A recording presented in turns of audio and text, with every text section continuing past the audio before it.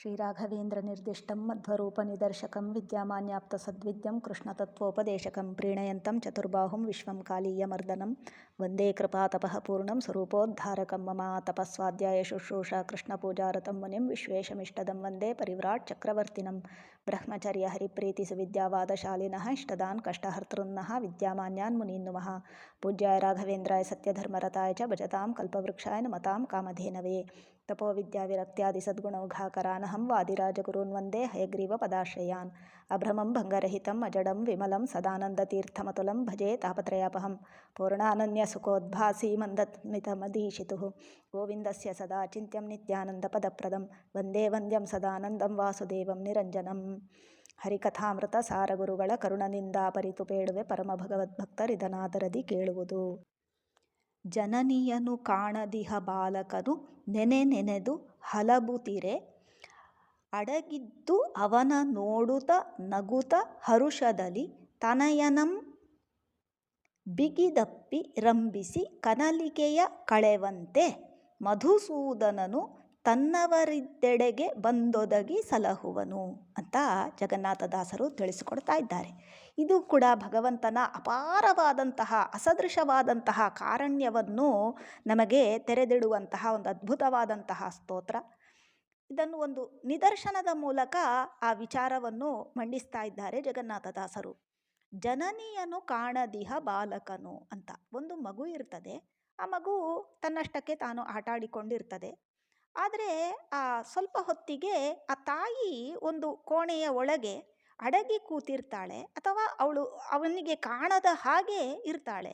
ಮಗುವಿಗೆ ಯಾವಾಗ ತಾಯಿ ಕಾಣಲಿಲ್ಲ ಅನ್ನುವ ಎಚ್ಚರ ಬರ್ತದೆ, ಆಗ ತಾನು ಅಮ್ಮ ಅಮ್ಮ ಅಂತ ಅರಚಲಿಕ್ಕೆ ಪ್ರಾರಂಭ ಮಾಡ್ತದೆ. ಯಾವಾಗ ಆ ಮಗು ತಾನು ಅಳು ನಿಲ್ಲಿಸದಲೇನೆ ಹಾಗೆ ಕರೀತದೆ, ಆಗ ಆ ಮಗುವಿನಲ್ಲಿರುವಂತಹ ಆ ತುಡಿತವನ್ನು ಗಮನಿಸಿ ತಾನು ತಾಯಿ ಆ ಮಗುವಿಗೆ ಒದಗಿ ಬಂದು ಆ ಮಗುವಿಗೆ ಬೇಕಾದ್ದನ್ನೆಲ್ಲ ಒದಗಿಸಿಕೊಟ್ಟು ಅವನನ್ನು ತಾನು ಆಲಿಂಗಿಸಿ ಮುದ್ದಿಸಿ ಲಾಲಿಸಿ ಅವನ ಆ ಕಷ್ಟ ಅಥವಾ ಆ ಮಗುವಿನ ದುಃಖ ಏನಿದೆ ಅದನ್ನು ಪರಿಹಾರ ಮಾಡ್ತಾಳೆ. ಇದು ಸಹಜವಾಗಿ ಒಂದು ತಾಯಿ ಮಗುವಿನ ಬಗ್ಗೆ ನಿದರ್ಶನ. ಈ ಒಂದು ಪ್ರಾತ್ಯಕ್ಷಿಕ ನಾವು ಕಾಣುವಂತಹ ಈ ಒಂದು ಸಹಜವಾದ ಒಂದು ಲೋಕದ ಒಂದು ಉದಾಹರಣೆಯನ್ನು ತೋರಿಸ್ತಾ ಭಗವಂತನ ಅಪಾರ ಕಾರುಣ್ಯವನ್ನು ತಿಳಿಸಿಕೊಡ್ತಾ ಇದ್ದಾರೆ ಜಗನ್ನಾಥದಾಸರು. ಇಲ್ಲಿ ವಿಷಯ ಏನು ಅಂತ ಕೇಳಿದರೆ, ಜನನಿ ಶಬ್ದಕ್ಕೆ ಏನರ್ಥ ಅಂತ ಕೇಳಿದರೆ ನಮ್ಮ ಶಾಸ್ತ್ರಕಾರರು ಹೇಳ್ತಾರೆ, ಆಚಾರ್ಯ ಮಧ್ವರು, ಹರಿಹಿ ಏವ ಜಗತ್ ಪಿತೃ ಮಾತೃಗತಿ. ನಾವು ಲೋಕದಲ್ಲಿ ಎಲ್ಲ ಬೊಟ್ಟು ಮಾಡಿ ನಮಗೆ ಜನ್ಮ ಕೊಟ್ಟವರನ್ನು ಇವರು ತಂದೆ ಇವರು ತಾಯಿ ಅಂತೆಲ್ಲ ಹೇಳ್ತಾರೆ. ಅವರಿಗೂ ಒಬ್ಬ ತಂದೆ ತಾಯಿ ಅಂತಿದ್ದಾರೆ. ಆದರೆ ಇಡೀ ಪ್ರಪಂಚಕ್ಕೆ ಒಬ್ಬನೇ ಒಬ್ಬ ತಂದೆಯೂ ಹೌದು ತಾಯಿಯೂ ಹೌದು. ಅದು ಯಾರು ಅಂತ ಕೇಳಿದರೆ ಅದು ಭಗವಂತ ಅಂತ. ಏವಕಾರಕ್ಕೆ ದ ಒನ್ ಆ್ಯಂಡ್ ಓನ್ಲಿ ಅಂತ ಅರ್ಥ ಇದೆ. ಹರಿಹಿ ಏವ ಭಗವಂತ ಮಾತ್ರ ಇಡೀ ಜಗತ್ತಿಗೆ ಪಿತೃ ಮಾತೃ ಗತಿ ಶಬ್ದಕ್ಕೆ ರಕ್ಷಕ ಅಂತ.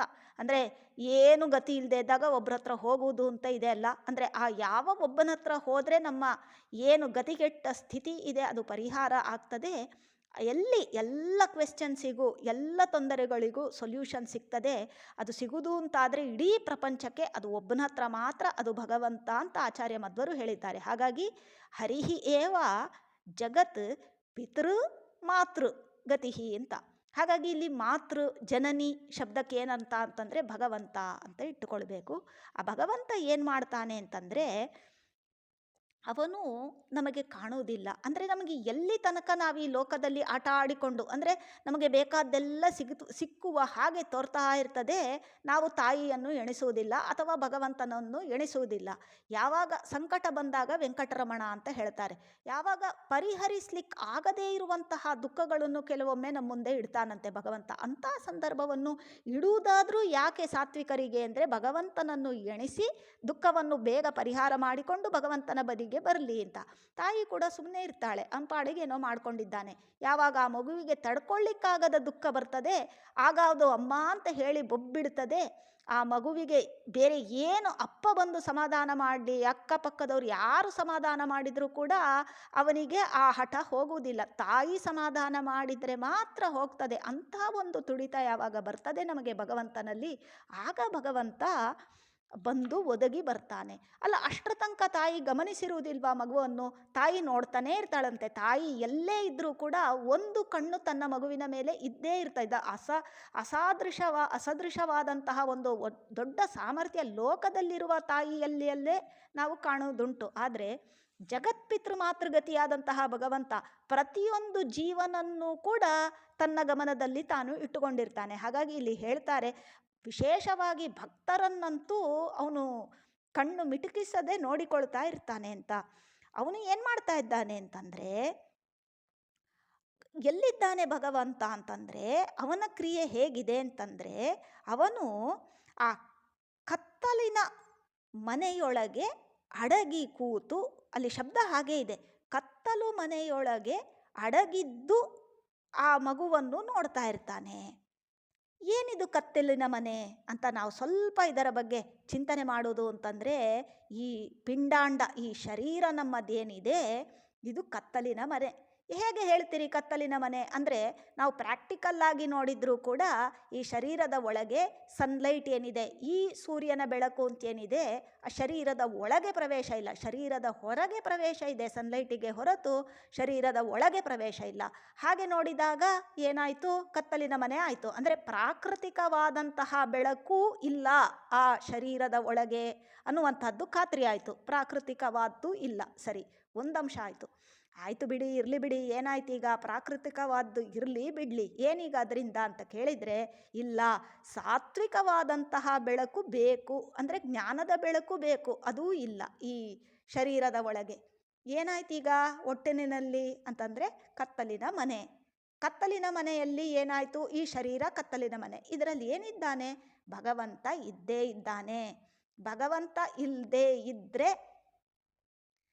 ಈ ಶರೀರ ಕೆಲಸ ಮಾಡಲಿಕ್ಕೆ ಸಾಧ್ಯ ಇಲ್ಲ. ನಮಗೆ ಗೊತ್ತು, ಹಿಂದೆ ನೋಡಿದ್ದೇವೆ.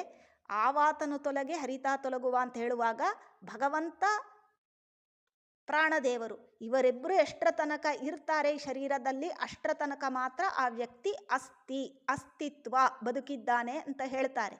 ಯಾವಾಗ ಇವರಿಬ್ಬರು ಹೊರಟರು ಜೀವನನ್ನು ಕರೆದುಕೊಂಡು, ಆಗ ಆ ವ್ಯಕ್ತಿ ಇಲ್ಲ ಅಂತ ಡಿಕ್ಲೇರ್ ಆಗ್ತದೆ. ಇದು ನಮ್ಗೆ ಗೊತ್ತಿರೋ ವಿಷಯ. ಹಾಗಾಗಿ ಚೈತನ್ಯ ರೂಪಗಳು ಬಹಳ ಇದ್ದಾವೆ ನಮ್ಮ ಈ ಶರೀರದ ಒಳಗೆ. ಕತ್ತಲಿನ ಮನೆ ಅಂತ ಹೇಳ್ತೇವೆ. ಏನಿದು ವಿಪರ್ಯಾಸ ಅಂತ ಕೇಳಿದರೆ, ನಮಗೆ ಅಜ್ಞಾನ ಇದೆ, ಈ ಶರೀರದ ಬಗ್ಗೆ ಅಜ್ಞಾನ ಇದೆ. ಅಂದರೆ ಈ ಶರೀರದಲ್ಲಿ ಭಗವಂತ ವ್ಯಾಪ್ತನಾಗಿದ್ದಾನೆ ಅನ್ನುವಂತಹ ಚಿಂತನೆಯ ಕೊರತೆ ನಮ್ಮಲ್ಲಿದೆ. ಭಗವಂತ ಇದ್ದೇ ಇದ್ದಾನೆ. ಹೇಗೆ ತಾಯಿ ಆ ಕತ್ತಲಿನ ಒಂದು ಕೋಣೆಯ ಒಳಗೆ ಇದ್ದೇ ಇದ್ದಾಳೆ, ಅವಳು ತನ್ನ ಕೆಲಸವನ್ನು, ಮಗುವಿಗೆ ಬೇಕಾದಂತಹ ಅಡುಗೆ ಇರಬಹುದು, ಹಾಲು ಇರಬಹುದು, ಅದಕ್ಕೆ ಆರೈಕೆಗೆ ಬೇಕಾದಂತಹ ವಸ್ತುಗಳನ್ನು ತಾನು ತಯಾರು ಮಾಡ್ತಲೇ ಇರ್ತಾಳೆ, ಮಗುವಿಗೆ ಗೊತ್ತಾಗೋದಿಲ್ಲ. ಅದೇ ರೀತಿಯಲ್ಲಿ ನಮ್ಮ ಈ ಒಂದು ಶರೀರ ಇದು ಕತ್ತಲ ಮನೆ. ಈ ಮನೆಯೊಳಗೆ ಭಗವಂತ ತಾನು ನಿಂತು ಪ್ರಾಣದೇವರಿಗೆ ಹೇಳ್ತಾನೆ, ನೀನು ಶ್ವಾಸೋಚ್ಛ್ವಾಸ ಮಾಡು. ಆ ರುದ್ರದೇವರಿಗೆ ಹೇಳ್ತಾನೆ, ನೀ ಮನೋನಿಯಾಮಕನಾಗು. ಲಕ್ಷ್ಮೀದೇವಿಗೆ ಹೇಳ್ತಾನೆ, ನೀನು ಶಬ್ದಗಳನ್ನು ಹೊರಡಿಸು. ಈ ರೀತಿ ಇನ್ನೇನು ಅಗ್ನಿಗೆ ಹೇಳ್ತಾನೆ, ನೀನು ಪಚನ ಕ್ರಿಯೆ ಮಾಡು. ಹೀಗೆ ಭಗವಂತ ತನ್ನ ದೊಡ್ಡ ಕಾರವಾರನ್ನು ಒಳಗೆ ನಿಂತು ನಡೆಸ್ತಾ ಇದ್ದಾನೆ, ತತ್ವಾಭಿಮಾನಿ ದೇವತೆಗಳ ಮೂಲಕ, ಇನ್ನು ಅನೇಕ ದೇವತೆಗಳನ್ನು ಇಟ್ಟುಕೊಂಡು. ಆದರೆ ಇದು ಕತ್ತಲಿನ ಮನೆ. ನಮಗೆ ಗೊತ್ತಾಗೋದಿಲ್ಲ, ತಾಯಿ ಒಳಗೆ ನಿಂತು ಇಷ್ಟೆಲ್ಲ ಕೆಲಸ ಮಾಡ್ತಾ ಇದ್ದಾಳೆ ಅಂತ ನಮಗೆ ಗೊತ್ತಾಗೋದಿಲ್ಲ. ಹಾಗಾಗಿ ಇಂತಹ ಕತ್ತಲಿನ ಮನೆಯೊಳಗೆ ನಿಂತು ಭಗವಂತ ಏನು ಮಾಡ್ತಾ ಇದ್ದಾನೆ? ಈ ಶರೀರದೊಳಗೆ ನಿಂತು ಈ ವ್ಯಕ್ತಿ ಮಾಡ್ತಾ ಇರುವಂತಹ ಚಟುವಟಿಕೆಗಳನ್ನೆಲ್ಲ ಗಮನಿಸ್ತಾ, ಅದಕ್ಕೆ ಆ ವ್ಯಕ್ತಿ ಏನು ಬಯಸ್ತಾನೆ, ನಿಜವಾಗಿ ನಮ್ಮ ತಂದೆ ತಾಯಿಗಳೇ ನಾವೇನು ಬಯಸ್ತೇವೆ ಅದನ್ನು ಮಾಡಲಿಕ್ಕೆ ಬಿಡುವುದಿಲ್ಲ. ಆದರೆ ಭಗವಂತ ಹಾಗಲ್ಲ. ನಾವು ಏನೆಲ್ಲ ಅಂದುಕೊಳ್ತೇವೆ ಅದನ್ನೆಲ್ಲ ಮಾಡಲಿಕ್ಕೆ ಒಂದು ರೀತಿಯಲ್ಲಿ ಒಂದು ಅಂಶದ ಫ್ರೀ ವಿಲ್, ಅದನ್ನೇ ದತ್ತ ಸ್ವಾತಂತ್ರ್ಯ ಅಂತ ಹೇಳಿದ್ದಾರೆ. ಅದನ್ನು ಒಂದಿಷ್ಟನ್ನು ಕೊಟ್ಟ ಹಾಗೆ ಮಾಡಿ ನಮ್ಮ ಕೈಯಲ್ಲಿ ಕೆಲವು ಕೆಲಸಗಳನ್ನೆಲ್ಲ, ಅಮುಖ್ಯವಾದಂಥ ಕೆಲವು ಕೆಲಸಗಳನ್ನು ನಮಗೆ ಭ್ರಮೆ ಬರುವಂಥ ಹಾಗೆ ಮಾಡಿ ನಾನೇ ಮಾಡ್ತಾ ಇದ್ದೇನೆ, ಮಗು ಅಂದುಕೊಳ್ತದೆ ತಾನೇ ಮಾಡ್ತಾ ಇದೆ ಅಂತ. ತಾನೇ ನಡೀತಾ ಇದೆ ಅಂತ ಅಂದ್ಕೊಳ್ತದೆ. ಮಗು ಕೈ ಬಿಟ್ಟರೆ ತಾಯಿ ದಪ್ಪನೆ ಬೀಳ್ತದೆ. ಅದೇ ರೀತಿಯಲ್ಲಿ ನಾವು ಅಂದುಕೊಳ್ತೇವೆ ನಾವು ತುಂಬ ಮಾಡ್ತಾ ಇದ್ದೇವೆ ಅಂತ. ಕೃಷ್ಣ ಭಗವಂತ ನಮ್ಮ ಈ ಶರೀರದ ಒಳಗೆ ನಿಂತು ನೋಡ್ತಾ ನಗ್ತಾ ಎಲ್ಲ ಏನೋ ಒಂದು ಕೆಲಸ ಮಾಡ್ತಾ ಇದೆ ಅಂತ ಹೇಳಿ ಮಾಡ್ತಾ ಇದ್ದಾನೆ ಈ ಜೀವ ಏ, ಆ, ಅಂತ ಹೇಳಿಕೊಂಡು ಅದನ್ನು ನೋಡ್ತಾ ಅಂದರೆ ಗಮನಿಸ್ತಾ ನಗುತ್ತಾ. ನಗುತ್ತಾ ಅಂತ ಯಾಕೆ ಹೇಳಿದ್ದಾರೆ ಅಂದರೆ, ಈ ಶರೀರದ ಮೂಲಕ ಆ ವ್ಯಕ್ತಿ ಜೀವ ಏನೇ ಕೆಲಸ ಮಾಡಿದ್ರೂ ಕೂಡ ನ ಅಶುಭಂ ಪಿಬೇತ್ ಅಂತ. ನಗುತ್ತಾ ಅಂತ ಯಾಕೆ ಹೇಳಿದ್ದಾನೆ ಅಂತಂದರೆ, ನಾವು ಸತ್ಕಾರ್ಯಗಳು, ಒಳ್ಳೆಯ ವಿಷಯಗಳು, ಶುಭವಾದಂತಹ ಸ್ವಾಖ್ಯ ರಸ ಏನಿದೆ ನಾವು ಮಾಡುವಂತಹ ಕೆಲಸಗಳಲ್ಲಿ ಅದನ್ನು ಭಗವಂತ ಸ್ವೀಕಾರ ಮಾಡ್ತಾನಂತೆ. ನ ಅಶುಭಂ ಪಿಬೇತ್ ಅಂದರೆ ನಾವು ಹೊಡ್ತಾ ತಿಂದರೆ ಭಗವಂತನಿಗೆ ಆ ಒಂದು ದುಃಖದಲ್ಲಿ ಪಾಲು ಭಗವಂತನಿಗೆ ಇಲ್ಲ ಅಂತ. ಹಾಗಾಗಿ ನಗುತ್ತಾ ಅಂತ ಹೇಳಿದ್ದಾನೆ. ಅಂದರೆ ಈ ವ್ಯಕ್ತಿ ದುಃಖಪಟ್ಟರೆ ಒಳಗಿರುವಂತಹ ಬಿಂಬ, ಯದ್ಯಪಿ ಬಿಂಬೋಸಿ ಪ್ರತಿಬಿಂಬೋಸ್ಮಿ, ಭಗವಂತ ಬಿಂಬ, ನಾವು ಪರಂಪರೆಯ ಪ್ರತಿಬಿಂಬಗಳು ಆದರೂ ಕೂಡ ಆ ಬಿಂಬಕ್ಕೆ ಈ ಜೀವದ ದುಃಖದ ಲೇಪ ಆ ಬಿಂಬಕ್ಕೆ ಇಲ್ಲ. ಹಾಗಾಗಿ ನಗುತ್ತಾ ಈ ವ್ಯಕ್ತಿ ಹೊಡೆತ ತಿಂದರೂ ಕೂಡ ಒಳಗೆ ಭಗವಂತ ಅವನಿಗೆ ಆ ದುಃಖದ ಲೇಪ ಆಗುವುದಿಲ್ಲ ಅನ್ನುವುದನ್ನು ಸೂಚಿಸಲಿಕ್ಕೆ ನಗುತ್ತಾ. ನೋಡ್ತಾ ಅನ್ನೋದಕ್ಕೆ ಏನರ್ಥ ಅಂತಂದರೆ, ಈ ಕನಕದಾಸರ ಕಥೆಯಲ್ಲಿ ಬರ್ತದೆ ಅಲ್ಲ, ಎಲ್ರಿಗೂ ಒಂದು ಬಾಳೆಹಣ್ಣು ಕೊಟ್ಟು ಏಕಾದಶಿ ದಿವಸ ಯಾರು ಇಲ್ಲದೆ ಇರುವ ಕಡೆ ತಿನ್ನಿರಿ ಅಂತಂದರೆ ನಮ್ಮ ಭಾರಿ ಘಟಾನುಘಟಿ ಪಂಡಿತರೆಲ್ಲ ಎಲ್ಲೋ ಕೋಣೆ ಒಳಗೆಲ್ಲ ಬಾಗಿಲು ಹಾಕಿಕೊಂಡ್ರು, ತಿಂದರು. ಕನಕದಾಸರನ್ನು ಕೇಳಿದಾಗ ಅವರು ಬಾಳೆಹಣ್ಣು ಇಟ್ಕೊಂಡೇ ಬಂದ್ರಂತೆ. ನಾನು ತಿನ್ನಲಿಕ್ಕಾಗಲಿಲ್ಲ. ಯಾಕಾಗಲಿಲ್ಲ? ಎಲ್ಲ ಕಡೆ ದೇವರಿದ್ದಾನೆ, ದೇವರು ಇಲ್ಲದೇ ಇರುವ ಸ್ಥಳ ಇಲ್ಲ, ಹಾಗಾಗಿ ತಿನ್ನಲಿಕ್ಕಾಗಲಿಲ್ಲ ಅಂತ ಹೇಳಿದ ಕಥೆಯನ್ನು ನೆನಪಿಸಿಕೊಂಡಾಗ ಈ ನೋಡುತ್ತಾ ಅನ್ನುವಂತಹ ವಿಷಯ ನಮಗೆ ಖಾತ್ರಿ ಆಗ್ತದೆ. ಅಂದರೆ ಏನು ನೋಡುತ್ತಾ ಅಂದರೆ, ನಮ್ಮ ಪ್ರತಿಯೊಂದು ಕ್ರಿಯೆಯನ್ನು ಕೂಡ ಸಾಕ್ಷಿಯಾಗಿ ಭಗವಂತ ಗಮನಿಸ್ತಾ ಇದ್ದಾನೆ. ಹಾಗಾಗಿ ನಾವು ತುಂಬ ಎಚ್ಚರದಲ್ಲಿರಬೇಕು. ನಾವೇನೋ ಅಂದ್ಕೊಂಡು ಬಿಡ್ತೇವೆ, ನಾವೇನೋ ತಪ್ಪು ಮಾಡಿಬಿಟ್ವಿ, ಭಗವಂತ ಪ್ರತಿಯೊಂದು ವಿಷಯಕ್ಕೂ ಸಾಕ್ಷಿ. ಹಾಗಾಗಿ ನೋಡ್ತಾ ಇದ್ದಾನೆ. ನಗುತ್ತಾ ಅಂದರೆ ಅವನಿಗೆ ನಮ್ಮ ಸುಖ ದುಃಖಗಳ ಲೇಪ ಇಲ್ಲ. ಇನ್ನು ಹರುಷದಲ್ಲಿ ಅಂದರೆ ಭಗವಂತ ಎಲ್ಲೇ ಇದ್ದರೂ ಕೂಡ ಅವನಿಗೆ ನಿತ್ಯೋತ್ಸವ. ಅಂದರೆ ನಮ್ಮಂತಹ ಅಲ್ಪರ ಜೀವದಲ್ಲಿ ಭಗವಂತ ಇದ್ದಾನೆ, ಅಥವಾ ಈ ಅಲ್ಪವಾದಂತಹ ಶರೀರ, ಏನು ಭಾರಿ ಮಾಡಲಿಕ್ಕಾಗದೇ ಇರುವಂತಹ ಶರೀರದಲ್ಲಿ ಭಗವಂತ ಇದ್ದಾನೆ ಅನ್ನೋದಕ್ಕೋಸ್ಕರ ಅವನ ವೈಭವಕ್ಕೇನೋ ಕಡಿಮೆ ಆಗೋದಿಲ್ಲ. ಆ ಒಳಗಡೆ ಆ ತತ್ವಾಭಿಮಾನಿ ದೇವತೆಗಳು ಅಥವಾ ನಮ್ಮ ಜೀವ ಸ್ವರೂಪದಲ್ಲಿ ಪ್ರಾಣದೇವರು, ಭಾರತೀ ದೇವಿಯರು, ಬ್ರಹ್ಮ, ಸರಸ್ವತಿ ಇವರಿಷ್ಟು ಜನರಿಗೆ ಜೀವ ಸ್ವರೂಪದಲ್ಲಿಯೂ ಕೂಡ ಪ್ರವೇಶ ಇದೆ ಅಂತ ತಿಳಿದಿದ್ದೇವೆ. ಹಾಗಾಗಿ ನಮ್ಮ ಪ್ರತಿಯೊಂದು ಲೇಯರ್ ಆಫ್ ದ ಬಾಡಿಯಲ್ಲಿಯೂ ಕೂಡ ಈ ತತ್ವಾಭಿಮಾನಿ ದೇವತೆಗಳು ಅಥವಾ ಇತರ ಎಲ್ಲ ದೇವತೆಗಳು ಸೇರಿಕೊಂಡು ಅತ್ಯಂತ ವೈಭವದ ಪೂಜೆಯನ್ನು ಭಗವಂತನಿಗೆ ಅವರು ಮಾಡ್ತಾ ಇರ್ತಾರೆ. ಅದು ನಮಗೆ ಗೊತ್ತಾಗುವುದಿಲ್ಲ.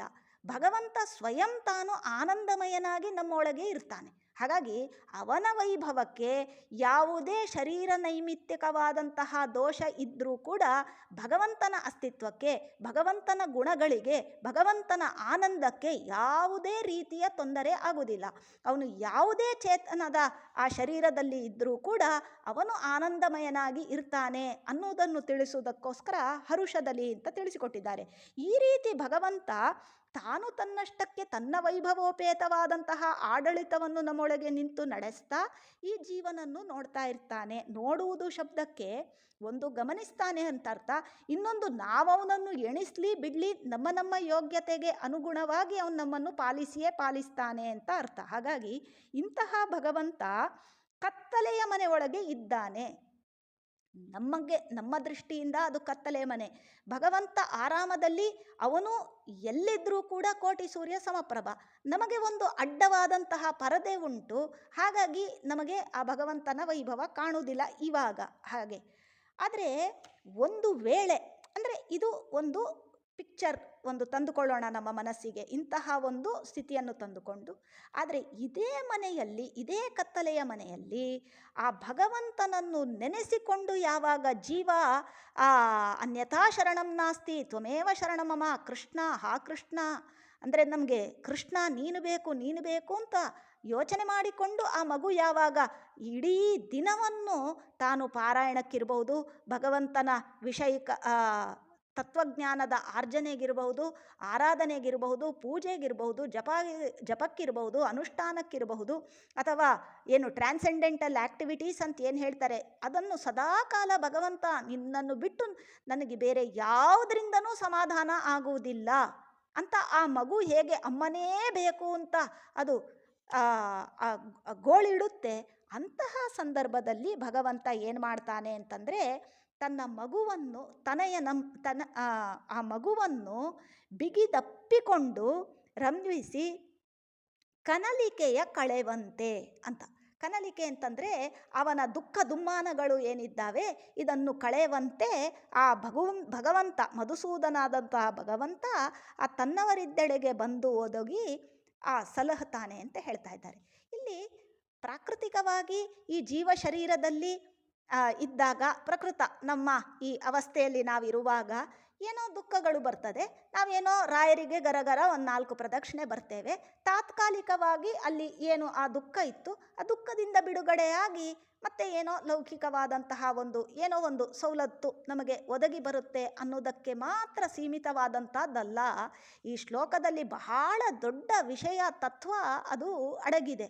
ಏನು ಅಂತ ಕೇಳಿದರೆ, ಈ ಜನ್ಮಗಳಲ್ಲಿಯೂ ಕೂಡ ನಾವು ಪ್ರತಿ ಜನ್ಮದಲ್ಲಿಯೂ ಇನ್ನೆಷ್ಟು ಹೆಚ್ಚು ಅಂದರೆ ಇವತ್ತಿಗೆ ಕಂಪೇರ್ ಮಾಡಿದ್ರೆ ನಾಳೆ ಹೆಚ್ಚು, ಹೀಗೆ ನಾವು ಅಧ್ಯಯನ, ಸಾಧನೆ, ಜಪ, ಅನುಷ್ಠಾನ, ವಿಧಿ ನಿಯಮಗಳನ್ನೆಲ್ಲ ಪಾಲಿಸ್ತಾ ಹೋದರೆ ಏನಾಗ್ತದೆ ಅಂದರೆ ಒಂದು ದಿನ ಇದು ಲೌಕಿಕವಾದಂತಹ ಲೌಕಿಕವಾದಂತಹ ಅಚ್ಚುಕಟ್ಟಾಗಿ ಭಗವಂತ ಅನುಗ್ರಹಿಸುವುದು ಒಂದು, ಇನ್ನೊಂದು ಪಾರತ್ರಿಕವಾಗಿ ನಾವು ನೋಡಿದಾಗ ನಮಗೆ ಸಂಸಾರ ಅನ್ನುವಂಥದ್ದೇ ದೊಡ್ಡ ದುಃಖ. ಆ ದುಃಖದಿಂದ ಪರಿಹಾರ ಆದಾಗ ಒಂದು ವೇಳೆ ನಾವು ಎಡೆಬಿಡದೆ ನಾವು ನೋಡಿದ್ದೇವೆ ಅಲ್ಲ, ಹೇಗೆ ಧ್ರುವ 6 ತಿಂಗಳು, ಮೊದಲನೇ ತಿಂಗಳು ಅವನು ಕೇವಲ ಹಣ್ಣುಗಳು, 2ನೇ ತಿಂಗಳು ಪತ್ರ, 3ನೇ ತಿಂಗಳು ನೀರು, 4ನೇ ತಿಂಗಳು ಉಸಿರಾಟ ಮಾತ್ರ ಇಟ್ಟುಕೊಂಡು, ಕೊನೆಗೆ 5ನೇ ತಿಂಗಳು ಯಾವಾಗ ಉಸಿರಾಟವನ್ನು ಕೂಡ ಕುಂಭಕ ಪ್ರಾಣಾಯಾಮದ ಮೂಲಕ ಅದನ್ನೂ ಕೂಡ ಹಿಡಿದಿಟ್ಟುಕೊಂಡು ತನ್ನ ಅಂತರಂಗದಲ್ಲಿ ಯಾವಾಗ ಭಗವಂತನನ್ನು ಕಾಣಲಿಕ್ಕೆ ಪ್ರಯತ್ನ ಮಾಡಿದ, ಅಂದರೆ ಈ ಕತ್ತಲೆಯ ಮನೆಯ ಒಳಗೆ ಗುಹಾಸಂತಂ, ಆ ಹೃದಯ ಗುಹೆ ಏನಿದೆ ಆ ಗುಹೆಯ ಒಳಗೆ ಇನ್ನೂ ಒಳಗೆ ಹೋದರೆ ಆ ಸ್ವರೂಪ ದೇಹದ ಒಳಗೆ ಕುಳಿತಿರುವಂತಹ ಮಾತರಿಶ್ವ ಮಥಾಯತಿ, ಅಂದರೆ ಆ ಒಳಗೆ ಇರುವಂತಹ ಆ ಭಗವಂತ. ಈ ಭಗವಂತನಿಗೆ ಏನು ಹೆಸರು ಅಂದರೆ ಅಧೋಕ್ಷಜ ಅಂತ ಹೆಸರು. ಅಧೋಕ್ಷಜ ಶಬ್ದಕ್ಕೆ ಏನಂತ ಅಂತಂದರೆ ಈ ಬಾಹ್ಯವಾದ ಇಂದ್ರಿಯಗಳು, ಈ ದೇಹದ ಇಂದ್ರಿಯಗಳು, ಕಣ್ಣುಗಳು, ಇವ್ಯಾವುದಕ್ಕೂ ಕೂಡ ಅವನು ಈ ಇಂದ್ರಿಯಗಳು ಅಂದರೆ ಅಕ್ಷ ಅಂತ ಅರ್ಥ. ಅಕ್ಷಜನ್ಯ ಜ್ಞಾನಕ್ಕೆ ಗೋಚರ ಆಗದೇ ಇರುವವನನ್ನು ಅಧೋಕ್ಷಜ ಅಂತ ಕರೀತಾರೆ. ಹಾಗಾಗಿ ಹೊರಗಿನ ಇಂದ್ರಿಯಗಳಿಂದ ಅವನು ಕಾಣಿಸಿಕೊಳ್ಳದೆ ಒಳಗೆ ಹೋದಾಗ ಆ ಅಂತಃಕರಣಕ್ಕೂ ಕೂಡ ಒಳಗೆ ಹೋದಾಗ ಜೀವ ಸ್ವರೂಪದಲ್ಲಿ ಯಾವಾಗ ಆ ದೇವರ ವಾಸನಾಮಯ ಶರೀರವನ್ನು ಒಬ್ಬ ವ್ಯಕ್ತಿ, ಅದು ಕತ್ತಲ ಮನೆ, ಅಂದರೆ ನಾವು ಕಣ್ಣು ಮುಚ್ಚಿ ಕೂತ್ರೆ ಏನಾಗತ್ತೆ, ಧ್ಯಾನಕ್ಕೆ ಕೂತ್ರೆ ಕಣ್ಣು ಮುಚ್ಚಿದ್ರೆ ಕತ್ತಲು ಅಂತ ಮೊದಲು ತೋರ್ತದೆ, ಆದರೆ ಒಳಗೊಳಗೆ ಹೋಗುವಾಗ ಬೆಳ್ಳಂಬೆಳಕು. ಯಾಕೆ? ಅವನು ಕೋಟಿ ಸೂರ್ಯ ಸಮಪ್ರಭ. ಅವನು ಕೋಟಿ ಸೂರ್ಯ ಅಂತಂದರೆ ಅದು ಒಂದು ಉಪಮೆ ಅಷ್ಟೇ. ಅನಂತ ಸೂರ್ಯಗಳ ಪ್ರಭೆಯನ್ನು ಉಳ್ಳಂತಹ ಅಂತಹ ಪ್ರಜ್ವಲಿತವಾದಂತಹ ಅಂದರೆ ಜಾಜ್ವಲ್ಯಮಾನವಾದಂತಹ ರೂಪ ಭಗವಂತನದ್ದು. ಅಂತಹ ರೂಪ ಭಗವಂತನದ್ದು ಕಂಡ್ರೆ ಕತ್ತಲೆ, ಈ ಲೋಕದ ಸೂರ್ಯೋದಯ ಆದ್ರೇ ಹೊರಗಿನ ಕತ್ತಲೆ ಇಲ್ಲ ಅಷ್ಟೇ, ಅದು ಇಲ್ಲವೇ ಇಲ್ಲ. ಅಷ್ಟರ ತನಕ ಕತ್ತಲೆ ಏನು, ರಾತ್ರಿ ಇಡೀ ಮೆರೆಯುತ್ತೆ ಕತ್ತಲೆ. ಆದರೆ ಒಂದು ಕಿರಣ ಸೂರ್ಯನದ್ದು ಬಂತು, ಕತ್ತಲೆ ಹೆಸರಿಲ್ಲದೆ ಹೊಟ್ಟೋಯ್ತು. ಹಾಗೆ ಈ ಕತ್ತಲಿನ ದೇಹ ನಮ್ಮದು, ಅದರಲ್ಲಿ ಭಗವಂತನ ಒಂದು ಕಿರಣ ಬಿದ್ದರೆ ಸಾಕು, ಇಡೀ ನಮ್ಮ ಕತ್ತಲು ದುಃಖ ದುಮ್ಮಾನಗಳು ಪರಿಹಾರ ಆಗಿಬಿಡ್ತದೆ. ಅದರ ನಂತರದ ಸ್ಥಿತಿ ಏನು? ಒಮ್ಮೆ ಜ್ಞಾನ ಬಂದರೆ ಅಜ್ಞಾನ ಪರಿಹಾರ ಆಗಿ ಅಪರೋಕ್ಷ ಜ್ಞಾನ ಆಗ್ತದೆ. ಅಂದರೆ ನಮ್ಮ ಜ್ಞಾನಕ್ಕೂ ಅಜ್ಞಾನಕ್ಕೂ ಮಧ್ಯ ಬ್ಯಾರಿಯರ್ ಇದೆ ಅಲ್ವಾ, ಅದು ಪರಿಹಾರ ಆಗಿಬಿಟ್ರೆ ಸಾಕು, ಅಪರೋಕ್ಷ ಜ್ಞಾನ ಆಗ್ತದೆ. ಅಪರೋಕ್ಷ ಜ್ಞಾನ ಶಬ್ದಕ್ಕೆ ಏನರ್ಥ ಅಂದರೆ ಭಗವಂತ ಬಂದು ಆಲಿಂಗನೆ ಮಾಡುವುದು ಅಂತ ಅರ್ಥ. ಸಚ್ಚಿದಾನಂದ ರೂಪಿಯಾದಂತಹ ಭಗವಂತ ನಮ್ಮ ಸ್ವರೂಪವನ್ನು ಯಾವಾಗ ಆಲಿಂಗನೆ ಮಾಡ್ತಾನೆ, ಹೊರಗಿನ ಎಲ್ಲ ಕೆಟ್ಟದ್ದೆಲ್ಲ ಬಿದ್ದು ಹೋಗ್ತದೆ, ದುಃಖ ಪರಿಹಾರ ಆಗಿಬಿಡ್ತದೆ. ಹಾಗೆ ಇಲ್ಲಿ ಏನು ಹೇಳಿದ್ದಾರೆ, ತನಯನಂ ಬಿಗಿದಪ್ಪಿ. ಮೊದಲು ಭಗವಂತ ನಮ್ಮನ್ನು ನಮ್ಮ ಮಗ ಅಂತ ಮಾಡಿಕೊಳ್ಬೇಕು, ಒಪ್ಪಿಕೊಳ್ಬೇಕು. ಯಾವಾಗ ಮಾಡಿಕೊಳ್ತಾನೆ? ಅಮ್ಮ ಅಂತ ಕರೆದಾಗ ಮಗು ಆ ಮಗುವನ್ನು ಭಗವಂತ ಹೌದು ನನ್ನ ಮಗು ಅಂತ ಒಪ್ಪಿಕೊಳ್ತಾ. ಅದೇ ರೀತಿಯಲ್ಲಿ ನಾವು ಭಗವಂತನನ್ನು ಎಡೆಬಿಡದೆ ಸ್ಮರಿಸಿದರೆ ಭಗವಂತ ತನ್ನ ಮಗುವನ್ನು, ತನ್ನ ತನಯ ಅಂತಂದರೆ ತನ್ನ ಮಗುವನ್ನು ಬಿಗಿದಪ್ಪಿರಂಬಿಸಿ ಅಂತಂದರೆ ಅಪ್ಪಿಕೊಳ್ತಾನೆ. ಯಾವಾಗ ಏನನ್ನಾದರೂ ಒಂದನ್ನು ನಾವು ಅಪ್ಪಿಕೊಂಡ್ರೆ, ಅಂದರೆ ಈ ರಿಂಗನ್ನು ಸಡಿಲ ಮಾಡುವಂತಹ ಕ್ರಮ ನಾವು ನೋಡ್ತೇವೆ. ಯಾವಾಗ ರಿಂಗು ಬೆರಳಿಂದ ಹೊರಗಡೆ ಬರಲ್ವೋ ಅವಾಗ ಏನು ಮಾಡ್ತಾರೆ, ದಾರ ಹಾಕಿ ಅದನ್ನು ಟೈಟ್ ಮಾಡ್ತಾರೆ. ಒಂದನ್ನು ಟೈಟ್ ಮಾಡಿದಾಗ ಅದು ಸಡಿಲ, ಅದಕ್ಕಿಂತ ಗಟ್ಟಿಯಾದ ಆವರಣ ಒಂದಕ್ಕೆ ಬಂದರೆ ಒಳಗಿನ ಆವರಣ ಸಡಿಲ ಆಗಿಬಿಡ್ತದೆ. ಅದೇ ರೀತಿಯಲ್ಲಿ ಭಗವಂತ ಯಾವಾಗ ನಮ್ಮನ್ನು ಬಿಗಿದಪ್ಪಿಕೊಳ್ತಾನೆ, ನಮಗೆ ಆವರಕವಾದಂತಹ ಈ ಬ್ಯಾಗೇಜ್ ಏನಿದೆ, ಲಿಂಗದೇಹಾದಿ ದುಃಖಕ್ಕೆ ಕಾರಣವಾದಂತಹ ಬ್ಯಾಗೇಜ್ ಏನಿದೆ ಅದು ಧ್ವಂಸ ಆಗಿಬಿಡ್ತದೆ. ಯಾವಾಗ ಲಿಂಗದೇಹ ಹೋಗುತ್ತೆ ಅಥವಾ ಲಿಂಗದೇಹಕ್ಕೆ ಆವರಕವಾದಂತಹ ದುಃಖ ದುಮ್ಮಾನಗಳು ಅದು ಸುಟ್ಟು ಹೋಗ್ತದೆ, ಅಂದರೆ ದುಃಖವೇ ಪರಿಹಾರ ಆಗಿಬಿಡ್ತದೆ. ಇದು ಯಾವಾಗ? ಭಗವಂತ ಅಪ್ಪಿಕೊಂಡಾಗ ಅಂತಂದರೆ ಅಪರೋಕ್ಷ ಜ್ಞಾನ ಆದಾಗ. ಆವಾಗ ಏನಾಗ್ತದೆ, ಕನಲಿಕೆಯ ಕಳೆವಂತೆ. ಈ ದುಃಖ ಯಾವಾಗ ಅಪರೋಕ್ಷ ಜ್ಞಾನ ಆಗ್ತದೆ, ದುಃಖದ ಒಂದು ಲೇಷವೂ ಇರುವುದಿಲ್ಲ. ಈಗ ಇಲ್ಲಿ ನಾವು ಪುಣ್ಯ ಮಾಡಿದ್ರೆ ಸ್ವರ್ಗಕ್ಕೆ ಹೋಗ್ತೇವೆ, ಸ್ವರ್ಗಕ್ಕೆ ಹೋಗಿ ಪುಣ್ಯ ಖಾಲಿ ಆದರೆ ಪುನಃ ಲೇಷ ಅದನ್ನು ಹಿಡ್ಕೊಂಡು ಭೂಮಿಗೆ ಬರ್ತೇವೆ. ಅಂದರೆ ಅದು ಹೆಂಗೆ ಅಂತಂದರೆ ಆಯಿಲ್ ಹಚ್ಚಿದ ಪಾತ್ರೆ ಇದ್ದ ಹಾಗೆ. ಅದನ್ನು ಎಷ್ಟು ತೊಳೆದ್ರೂ ಕೂಡ ಒಂದಿಷ್ಟು ಆಯಿಲ್ ಅದರಲ್ಲಿ ಇದ್ದೇ ಇರುತ್ತೆ. ಹೇಗೋ ಹಾಗೆ ಇಲ್ಲಿಂದ ಪುಣ್ಯ ಹಿಡ್ಕೊಂಡು ಸ್ವರ್ಗಕ್ಕೆ ಹೋಗೋದು, ಸ್ವರ್ಗದಿಂದ ಭೂಮಿಗೆ ಬರೋದು, ಇಲ್ಲಿಂದ ಪಾಪ ಮಾಡಿದರೆ ನರಕಕ್ಕೆ ಹೋಗೋದು, ನರಕದಿಂದ ಪುನಃ ಭೂಮಿಗೆ ಹೋಗೋದು. ಇದು ಏನೇ ಇದ್ರೂ ಕೂಡ ದುಃಖ ಮಿಶ್ರಿತ ಸುಖ ಅಥವಾ ಸುಖ ಮಿಶ್ರಿತ ದುಃಖ. ಇಂತಹ ಒಂದು ಸ್ಥಿತಿ ಪರಿಹಾರ ಆಗಬೇಕು ಅಂದರೆ ಭಗವಂತನ ಆಲಿಂಗನ ಆಗಬೇಕು. ಭಗವಂತನ ಆಲಿಂಗನ ಆದಾಗ ಅಂದರೆ ಅಪರೋಕ್ಷ ಜ್ಞಾನ ಆದಾಗ ದುಃಖ ಪೂರ್ತಿ ದೂರ ಆಗಿಬಿಡ್ತದೆ. ಇನ್ನೊಮ್ಮೆ ದುಃಖ ಬರುವಂತಹ ಪರಿಸ್ಥಿತಿ ಇರುವುದಿಲ್ಲ. ಅದನ್ನು ಇಲ್ಲಿ ಹೇಳ್ತಾ ಇದ್ದಾರೆ, ತನಯನಂ ಬಿಗಿದಪ್ಪಿ ರಂಭಿಸಿ ಕನಲಿಕೆಯ ಕಳೆವಂತೆ, ಅಂದರೆ ದುಃಖ ಪರಿಹಾರ ಆಗಿಬಿಡ್ತದೆ. ಅವಾಗ ಆ ರೀತಿ ಮಾಡಿದಂತಹ ಮಧುಸೂದನನು ತನ್ನವರಿದ್ದೆಡೆಗೆ ಬಂದೊದಗಿ ಸಲಹುವನು. ಇಲ್ಲಿ ಮಧುಸೂದನ ಅಂತ ಒಂದು ಶಬ್ದ ಪ್ರಯೋಗ ಮಾಡಿದ್ದಾರೆ. ಮಧುಸೂದನ ಶಬ್ದಕ್ಕೆ ಮಧುಕೈಟಭರನ್ನು ಕೊಂದಂತಹ ಭಗವಂತ ಅಂತ ಒಂದು ಅರ್ಥ ಇದೆ. ಆದರೆ ಸೂದನ ಶಬ್ದಕ್ಕೆ ಬೇರೆ ಬೇರೆ ಅರ್ಥಗಳಿದೆ. ಒಂದು ಸೂದನ ಶಬ್ದಕ್ಕೆ ಅಸೆಂಬ್ಲಿಂಗ್ ಅಂತ ಒಂದು ಅರ್ಥ ಇದೆ. ಇನ್ನೊಂದು ಸೂದನ ಶಬ್ದಕ್ಕೆ ಸೂದಯತಿ ಅಂತಂದರೆ ಅಡಿಗೆ ಮಾಡುವುದು ಅಂತಲೂ ಕೂಡ ಒಂದು ಅರ್ಥ ಇದೆ. ಹೇಗೆ ತಾಯಿ ಆ ಮಗುವಿಗೆ ಬೇಕಾದಂತಹ ಅಡಿಗೆಯನ್ನು ಮಾಡ್ತಾಳೆ. ಇವಾಗ ನಮಗೆ ಕೇವಲ ದುಃಖ ಹೊರಟೋದ್ರೆ ಸಾಕಾ? ಅಪರೋಕ್ಷ ಜ್ಞಾನ ಆದರೆ ದುಃಖ ಹೊರಟೋದ್ರೆ ಸಾಕಾ? ಇಲ್ಲ. ಅದಕ್ಕೆ ನಂತರದಲ್ಲಿ ಭಗವಂತನ ಪ್ರಸಾದ ಆಗಬೇಕು. ಪ್ರಸಾದ ಶಬ್ದಕ್ಕೆ ಏನರ್ಥ? ನಮ್ಮ ಲೋಕದಲ್ಲಿ ನಮ್ಮದು ಪ್ರಸಾದ ಆಯಿತಾ ಅಂದರೆ ಏನರ್ಥ? ಭಗವಂತನ ನೈವೇದ್ಯ ಅಂದರೆ ಏನೋ ಒಂದು ತಿನ್ನುವಿಕೆ ಆಯಿತಾ ಅಂತ ಅರ್ಥ. ಅಂದರೆ ನಮಗೆ ತಿನ್ನಲಿಕ್ಕುಂಟು ಏನೋ ಒಂದು, ಅದನ್ನು ಮಧುಸೂದನ ಶಬ್ದದಿಂದ ತಿಳಿಸಿಕೊಡ್ತಾ ಇದ್ದಾರೆ. ಮಧು ಅಂತಂದರೆ ಉತ್ತಮವಾದಂತಹ ಸ್ವೀಟ್ ಅಂತ ಅರ್ಥ. ಮಧು ಅಂದರೆ ಜೇನು ಅಂತ ನಮಗೆ ಗೊತ್ತು, ಜೇನುತುಪ್ಪನನ್ನು ಮಧು ಅಂತ ಹೇಳ್ತಾರೆ. ಅಂದರೆ ಆ ಉತ್ತಮವಾದಂತಹ ಸ್ವೀಟ್ ತಿನ್ನಲಿಕ್ಕೆ ಸೂದನ ಅದನ್ನು ಅಡಿಗೆ ಮಾಡಿ ಕೊಡ್ತಾನೆ. ತಾಯಿ ಹೇಗೆ ಆ ಮಗುವಿನ ಅಳುವನ್ನು ಒರೆಸಿ, ಅಂದರೆ ದುಃಖ ಪರಿಹಾರ, ಅಪರೋಕ್ಷ ಜ್ಞಾನ. ಬಿಗಿದಪ್ಪುವುದು ಅಂತಂದರೆ ಅಪರೋಕ್ಷ ಜ್ಞಾನ, ಅಳುವನ್ನು ಒರೆಸುವುದು ಅಂತಂದರೆ ದುಃಖ ಪರಿಹಾರ. ಅದರ ನಂತರದ ಅವಸ್ಥೆಯಲ್ಲಿ ನಮಗೆ ಪ್ರಸಾದ, ಭಗವಂತನ ಇಚ್ಛಾರೂಪವಾದಂತಹ ಪ್ರಸಾದ ಆಗಬೇಕು. ದುಃಖ ಕಳೆದ ಹೋದ ಮಾತ್ರಕ್ಕೆ ಮೋಕ್ಷ ಆಗೋದಿಲ್ಲ. ನಮ್ಮ ಸಿದ್ಧಾಂತದ ಪ್ರಕಾರ ಅದ್ವೈತಿಗಳು ಹೇಳು ಅಂದರೆ ಅಜ್ಞಾನ ಹೋದರೆ ಅದೇ ಮೋಕ್ಷದ ಸ್ಥಿತಿ ಅಂತ ಅವ್ರದ್ದೊಂದು ಇದೆ. ನಮ್ಮ ಪ್ರಕಾರ ದುಃಖ ಕಳೆದ ಮಾತ್ರಕ್ಕೆ ನಮಗೆ ಮೋಕ್ಷ ಆಯಿತು ಅಂತ ಅರ್ಥ ಅಲ್ಲ. ಇಚ್ಛಾರೂಪವಾದ ಪ್ರಸಾದ ಸಿಗಬೇಕು. ಪ್ರಸಾದ ಸಿಕ್ಕಿದಾದ ಮೇಲೆ ಇವಾಗ ಎಲೆಯಲ್ಲಿ ಊಟ ಇದ್ದರೆ ಮಾತ್ರ ಮಗುವಿಗೆ ತಿನ್ನಲಿಕ್ಕೆ ಗೊತ್ತಾಗೋದಿಲ್ಲ. ಆ ತಾಯಿ ಮಗುವನ್ನು ತಿನ್ನಿಸ್ಬೇಕು. ಯದ್ಯಪಿ ಆ ಮಗುವಿನದ್ದೇ ಎಲೆ, ಅದೇ ರೀತಿಯಲ್ಲಿ ನಮ್ಮದ್ದೇ ಸುಖ, ಸ್ವರೂಪಭೂತವಾದಂತಹ ಸುಖ ಇದ್ದರೂ ಕೂಡ ನಮಗೆ ಅದನ್ನು ಅನುಭವಿಸ್ಲಿಕ್ಕೆ ಗೊತ್ತಾಗದೇ ಇದ್ದಂತಹ ಸಂದರ್ಭದಲ್ಲಿ ಭಗವಂತ ಅದನ್ನು ಮಧುಸೂದನ, ಮಧು ಅಂತಂದರೆ ನಮ್ಮ ಅಪರೂಪವಾದಂತಹ ನಮ್ಮ ಸ್ವರೂಪದ ನಿತ್ಯವಾದಂತಹ ಸುಖ ಅಂದರೆ ಮೋಕ್ಷದ ಸುಖವನ್ನು ಸೂದಯತಿ ಅಂದರೆ ಅದನ್ನು ಉಣಬಡಿಸ್ತಾನೆ. ಅಡುಗೆ ರೀತಿಯಲ್ಲಿ, ಅಡುಗೆ ಮಾಡಿ ತಿನ್ನಿಸುವ ರೀತಿಯಲ್ಲಿ ಆ ಸುಖವನ್ನು ಆ ಸ್ವರೂಪಕ್ಕೆ ತಾನು ಉಣಿಸ್ತಾನೆ. ಇಂತಹ ಮಧುಸೂದನನು ತನ್ನವರಿದ್ದ ಎಡೆಗೆ ಬಂದೊದಗಿ ಸಲಹುವನು ಅಂತ. ಇದು ಮೋಕ್ಷದ ಕಲ್ಪನೆಯನ್ನು ಕೊಡುವಂತಹ ಅದ್ಭುತವಾದಂತಹ ಶ್ಲೋಕ. ಅಂದರೆ ಭಗವಂತನ ಕಾರುಣ್ಯ. ಇದಕ್ಕೊಂದು 2 ಉದಾಹರಣೆಗಳನ್ನು ಕೊಡುವುದು ಅಂತಂದರೆ, ಸ್ತಂಭೆ ಸಭಾಯಾಂ ನ ಮೃಗಂ ನ ಮಾನುಷಂ ಅಂತ ಹೇಳ್ತಾರೆ. ಕತ್ತಲಿನ ಸಭೆ, ಹಿರಣ್ಯಕಶಿಪುವಿನ ಸಭೆ ಅಂತಂದರೆ ಕತ್ತಲು ತುಂಬಿದ ಸಭೆ ಅಂತ ಅರ್ಥ. ಅಂದರೆ ಕತ್ತಲು ಅಂದರೆ ಅಜ್ಞಾನ. ಅಹಂ ಬ್ರಹ್ಮಾಸ್ಮಿ, ನಾನೇ ದೇವರು, ಮದನ್ಯ ಜಗದೀಶ್ವರ ಕ್ವ, ನಾನು ಬಿಟ್ಟರೆ ಜಗದೀಶ್ವರ ಮತ್ಯಾರಿದ್ದಾರೆ, ಏನು ಹೋಮ ಮಾಡಿದ್ರು ನಮಗೆ ಕೊಡಿ ಅಂತೆಲ್ಲ ಹೇಳಿದಂತಹ ಸಂದರ್ಭದಲ್ಲಿ ಕಂಬದ ಒಳಗಿಂದ, ಅಂದರೆ ಕಂಬ ಅಂತಂದರೆ ಕತ್ತಲಲ್ವಾ, ಕಂಬದ ಒಳಗೇನು ಕತ್ತಲೇ ಇರ್ತದೆ, ಅದರಿಂದ ಪ್ರಕಾಶಮಾನವಾದಂತಹ ಆ ನರಸಿಂಹದೇವರು ಹೇಗೆ ಬಂದರೋ ಅದೇ ರೀತಿಯಲ್ಲಿ ಈ ಶರೀರದಲ್ಲಿ ಬೆಳ್ಳಂಬೆಳಗಿಸುವಂತಹ ಅದ್ಭುತವಾದಂತಹ ಭಗವಂತನ ಆ ಪ್ರಕಾಶ ನಮಗೆ ತೋರಬೇಕು ಅಂತ. ಇನ್ನೊಂದು, ಇದಕ್ಕೆ ಉದಾಹರಣೆ ಕೊಡಿ, ನೀವೇ ಏನೋ ಒಂದು ಟೊಳ್ಳು ಏನೋ ಒಂದು ಹೇಳ್ತಾ ಇದ್ದೀರಾ, ಇದಕ್ಕೇನು ನಮಗೆ ಪ್ರಮಾಣ, ದೊಡ್ಡ ದೊಡ್ಡ ಪ್ರಮಾಣಗಳಿರಲಿ, ನಮಗೆ ದೈನಂದಿನ ಕ್ರಿಯೆಯಲ್ಲಿ ಇಂಥ ಭಗವಂತನ ಅನುಗ್ರಹ ಎಲ್ಲಾದರೂ ಕಂಡು ಬಂದಿದೆಯಾ ಅಂದರೆ ಯಾಕೆ ಕಂಡು ಬಂದಿಲ್ಲ ರೀ? ಪ್ರತಿನಿತ್ಯ ಭಗವಂತ ಈ ಪವಾಡವನ್ನು ನಮಗೆ ತೋರಿಸ್ತಾ ಇದ್ದಾನೆ, ಪ್ರತಿನಿತ್ಯದಲ್ಲಿಯೂ. ಯಾವಾಗ ಅಂತ ಕೇಳಿದರೆ ರಾತ್ರಿಯ ಕಾಲ, ಕತ್ತಲೆಯ ಕಾಲ.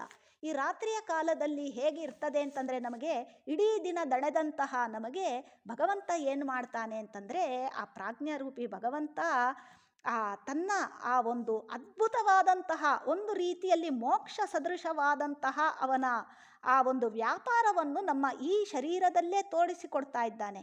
ಹೇಗೆ ಅಂತ ಕೇಳಿದರೆ, ಅವನು ನಮ್ಮನ್ನು ಆಲಿಂಗನೆ ಮಾಡಿ, ಇಲ್ಲಿ ಏನು ಹೇಳ್ತಾ ಇದ್ದಾರೆ, ತನಯನಂ ಬಿಗಿದಪ್ಪಿ ರಂಭಿಸಿ ಕನಲಿಕೆಯ ಕಳೆವಂತೆ. ನಾವು ಇಡೀ ದಿನ ಶ್ರಮ ಪಟ್ಟಿದ್ದೇವೆ. ಕನಲಿಕೆ ಅಂದರೆ ದುಃಖ, ಪರಿಶ್ರಮ, ಬಹಳ ಶ್ರಮ ಆಗಿದೆ, ಸುಸ್ತಾಗತ್ತೆ ನಮಗೆ, ಸಾಯಂಕಾಲ ಆಗುವ ಹೊತ್ತಿಗೆ ಸುಸ್ತಾಗ್ತದೆ.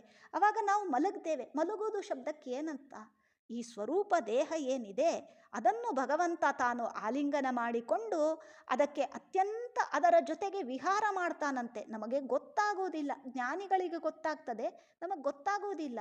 ಆ ಭಗವಂತ ರಮಿಸ್ತಾನಂತೆ ನಮ್ಮನ್ನು. ಅವನು ಹಾಗೆ ರಮಿಸ್ತಾನೆ. ಆದ್ರಿಂದಲೇ, ಇಲ್ಲ ಅಂತಂದರೆ ನಾವು ರಾತ್ರಿ ನಮ್ಮ ಶ್ರಮ ಪರಿಹಾರ ಆಗಲಿಕ್ಕೆ ನಮ್ಮದೇನಾದರೂ ಪ್ರಯತ್ನ ಉಂಟಾ? ನಾವು ಮಲಗಿದ್ದಷ್ಟೇ ಗೊತ್ತು, ಅದನ್ನು ಕಷ್ಟಪಟ್ಟು ಮಲಗ್ತೇವೆ. ಯಾರು ಬಹಳ ಪಾಪ ಮಾಡಿದ್ದಾರೆ ಅವ್ರಿಗೆ ರಾತ್ರಿ ನಿದ್ದೆ ಬರುವುದಿಲ್ಲ ಅಂತ ಅರ್ಥ. ಅಂದರೆ ಜ್ಞಾನಿಗಳ ವಿಷಯ ಬೇರೆ, ಸಾಮಾನ್ಯವಾದ ಮನುಷ್ಯರಿಗೆ ನಿದ್ದೆ ಬರಲಿಲ್ಲ ಅಂದರೆ ಏನೋ ಟೆನ್ಷನ್ ಉಂಟು ಅಂತ ಅರ್ಥ ಅಷ್ಟೇ ಅದರಲ್ಲಿ. ಹಾಗಾಗಿ ಆ ವ್ಯಕ್ತಿ ಮಲಗಿದ ಅಂತಂದರೆ ಬೆಳಗ್ಗೆ ಏಳುವಾಗ ಫ್ರೆಶ್ ಆಯಿತು ಅಂತ ಹೇಳ್ತೇವೆ. ಅದು ಹೇಗಾಯಿತು? ಈಗ ನಾವು ಏನಾದರೂ ಶ್ರಮ ಪಟ್ಟಿದ್ದೇವೆ ಅದರಲ್ಲಿ. ಭಗವಂತ, ಶಾಸ್ತ್ರಕಾರರು ಹೇಳ್ತಾರೆ, ಭಗವಂತ ಆ ಜೀವ ಸ್ವರೂಪನನ್ನು ಆಲಿಂಗಿಸಿ ಅವನನ್ನು ತನ್ನ ಜೊತೆಗೆ ವಿಹಾರಕ್ಕೆ ತಗೊಂಡು ಹೋಗಿ ಇಡೀ ಶರೀರದ ಆ ಶ್ರಮವನ್ನು ಪರಿಹಾರ ಮಾಡ್ತಾನೆ ಅಂತ ಹೇಳ್ತಾರೆ. ಇಂತಹ ಕಾರುಣ್ಯ ಭಗವಂತ ಪ್ರತಿನಿತ್ಯದಲ್ಲಿಯೂ ರಾತ್ರಿ ನಮಗೆ ಒಂದು ರೀತಿಯಲ್ಲಿ, ಈ ಶರೀರ ಇರುವಾಗಲೇ ಒಂದು ರೀತಿಯಲ್ಲಿ ಮೋಕ್ಷದ ಆ ಸುಖದ ಅನುಭವವನ್ನು ಕೊಡ್ತಾನೆ. ನಮಗೆ ಎಚ್ಚರ ಆಗುವಾಗ ಮರ್ತೋಗಿರ್ತದೆ. ಇದು ಭಗವಂತನ ಮಾಯಾ ಒಂದು ಕ್ರೀಡೆ. ಇಂತಹ ಆನಂದಮಯನಾದಂತಹ ಭಗವಂತ ನಮ್ಮ ಮೇಲೆ ಇಟ್ಟಿರುವ ಕಾರುಣ್ಯ ಅದು ಅಪಾರ. ಆದರೆ ಅವನನ್ನು ಕರೆದು ನಮ್ಮನ್ನು ಆಲಿಂಗನೆ ಮಾಡಿಸಿಕೊಳ್ಳುವುದಕ್ಕೆ, ಎಚ್ಚರದಲ್ಲಿಯೂ ಕೂಡ ಮಾಡಿಸಿಕೊಳ್ಳುವುದಕ್ಕೆ ನಾವು ಬಹಳ ಪ್ರಯತ್ನವನ್ನು ಮಾಡಬೇಕು. ಏನು ಪ್ರಯತ್ನ ಅಂತಂದರೆ, ನಾವು ಕರಿಬೇಕು. ಕರೆಯುವುದು ಹೇಗೆ? ನಮಗೆ ತುಂಬ ಅದಕ್ಕೆ ನಮ್ಮ ಶಾಸ್ತ್ರ ಗ್ರಂಥಗಳಿದ್ದಾವೆ, ಪಾರಾಯಣಕ್ಕೆ ಶ್ಲೋಕದ ಪ್ರಪಂಚನೇ ಇದೆ, ಆ ದಾಸರ ಪದಗಳಿದ್ದಾವೆ, ಇನ್ನು ಪೂಜಾ ಪುನಸ್ಕಾರಗಳು, ಯೋಗ, ನಿಯಮ, ಯಮ ಎಲ್ಲ ಬಹಳ ಧ್ಯಾನ, ಶ್ರವಣ, ಮನನ, ಧ್ಯಾನ, ನಿಧಿಧ್ಯಾಸನ ಬಹಳಷ್ಟು ಇದೆ. ಅದನ್ನೆಲ್ಲ ನಾವು ಮಾಡ್ತಾ ಆದಷ್ಟು ಬೇಗ ಭಗವಂತ ನಮ್ಮನ್ನು ಆಲಿಂಗಿಸಲಿ, ಆ ಅಪರೋಕ್ಷ ಜ್ಞಾನದ ಮಜಲನ್ನು ನಮಗೆ ಉಣಿಸ್ಲಿಕ್ಕೆ ಬೇಕಾದಂತಹ ಸಾಧನೆಯನ್ನು ನಮ್ಮ ಕೈಯಲ್ಲಿ ಎಡಬಿಡದೆ ಮಾಡಿಸಲಿ ಅಂತ ಪ್ರಾರ್ಥನೆ ಮಾಡ್ತಾ ಈ ಶ್ಲೋಕದ ಚಿಂತನೆಯನ್ನು ಪೂಜ್ಯ ಗುರುಗಳ ಅಂತರ್ಯಾಮಿ, ರಾಯರ ಅಂತರ್ಯಾಮಿ, ಭಾರತೀರುಣ್ಯ ಪ್ರಾಣ ಅಂತರ್ಗತ ಲಕ್ಷ್ಮೀಪತಿ ಶ್ರೀ ಗೋಪಾಲಕೃಷ್ಣ ಅಭಿನ್ನ ಲಕ್ಷ್ಮೀಪತಿ ಶ್ರೀ ವೇದವ್ಯಾಸ ಪ್ರಿಯತಾಂ ಸರ್ವಂ ಶ್ರೀ ಮಧ್ವೇಶಾರ್ಪಿತಮಸ್ತು. ಯಸ್ಸರ್ವಗುಣ ಸಂಪನ್ನಃ ಸರ್ವದೋಷ ವಿವರ್ಜಿತಃ ಪ್ರಿಯತಾಂ ಪ್ರಿಯತೆ ಏವಾಲಂ ವಿಷ್ಣುರ್ಮೇ ಪರಮಃ ಸುಹೃತು ಶ್ರೀಮಧ್ವೇಶ.